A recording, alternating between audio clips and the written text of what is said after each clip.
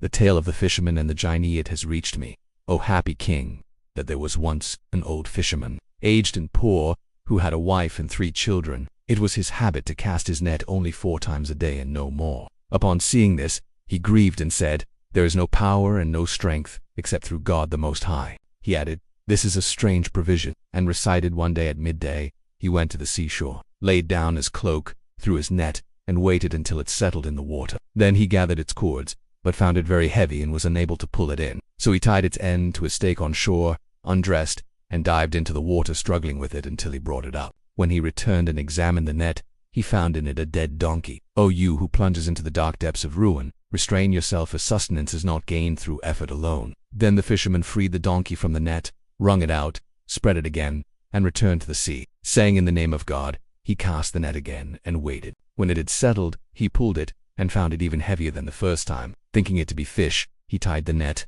undressed, and dived again. After struggling long, he brought it ashore and found in it a large jar full of sand and mud. Upon seeing this, he lamented and recited Kyrie as he decided to open it. He took a knife and pried off the lead seal. When the Jinni saw him, he exclaimed, "There is no God but God, Solomon, prophet of God." Then he added, "O prophet of God, do not kill me. I shall never again disobey your word." After opening it and shaking it, no liquid came out. Instead, smoke billowed forth, rising to the sky and spreading over the ground. Astonished, he watched the smoke gather and take shape, until it became a gigantic Jinni with a head like a dome, hands like pitchforks, legs like masts, a mouth like a cave, teeth like stones, nostrils like kettles, and eyes like blazing torches. He pleaded, "Spare me, as I spared you.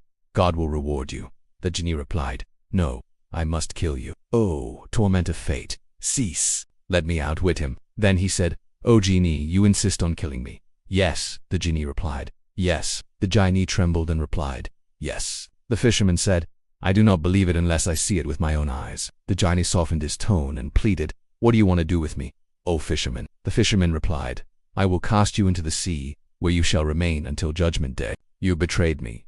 I showed you mercy, and you planned to kill me." The Jinni turned back into smoke and entered the jar, and immediately the fisherman sealed it with the lead and Solomon's seal.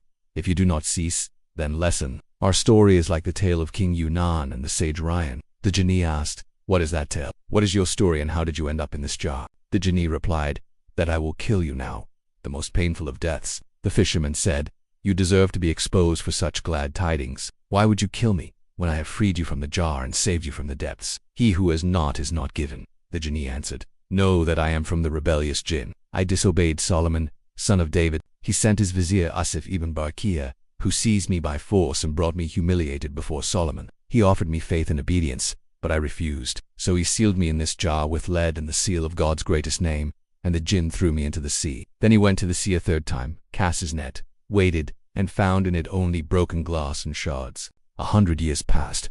No one came. Then I vowed, whoever frees me, I shall reveal to him all the treasures of the earth. Still, no one came.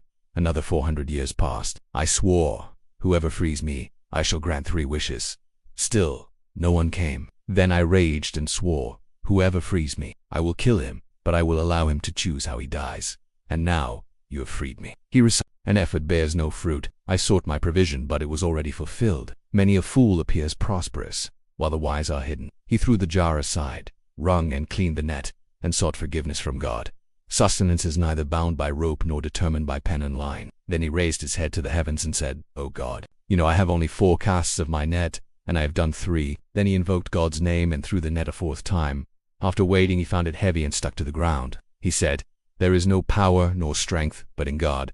Undressed, dove in, and worked hard until he brought it to the surface. Opening it, he found a sealed brass jar with a lead stopper bearing the seal of Prophet Solomon. Rejoicing, the fisherman said, "I will sell this in the market. It must be worth 10 gold dinars." He shook it and found it heavy. Terrified, the fisherman trembled, his teeth chattered, and his tongue dried. The fisherman said, "O demon, do you say Solomon, prophet of God?